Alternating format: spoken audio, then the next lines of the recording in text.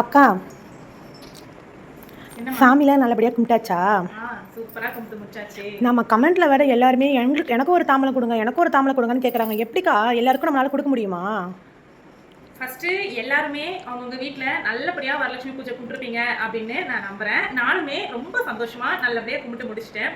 ஒரு 2 நாளைக்கு முன்னாடி தான் நம்ம வீட்ல என்னென்ன தாம்பலம் கொடுக்க போறேன் அப்படின்னு ஒரு வீடியோ போட்டிருந்தேன். அந்த வீடியோ பார்த்துட்டு இவ்வளோ பேர் சப்போர்ட் பண்ணுவீங்க அப்படின்னு நான் நிச்சயமா நினைச்சே பார்க்கல. அதுவே இல்லாம கமெண்ட்ல யூடியூப்லயும் சரி, இன்ஸ்டாகிராம்ல மெசேஜ் பண்ணியும் சரி, நிறைய பேர் எனக்கு ஒரு தாம்பலம் கொடுங்கக்கா அப்படின்னு சொல்லி கேட்குறீங்க. ஆனா இவ்வளோ பேர் கேட்பீங்க அப்படின்னு நான் நிச்சயமாவே எதிர்பார்க்கவே இல்லை. ரொம்ப நன்றி. ஆனா இந்த வருஷம் நான் எதுவுமே பிளான் பண்ணவே இல்லைங்க. அதுதான் உண்மை. யாருக்குமே இந்த வருஷம் கொடுக்க முடியல. ரொம்ப ரொம்ப சாரிங்க.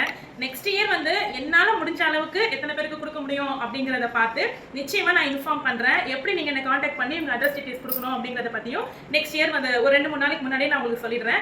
இந்த வருஷம் கொடுக்காததுக்கு எல்லாருமே என்ன மன்னிச்சுக்கோங்க.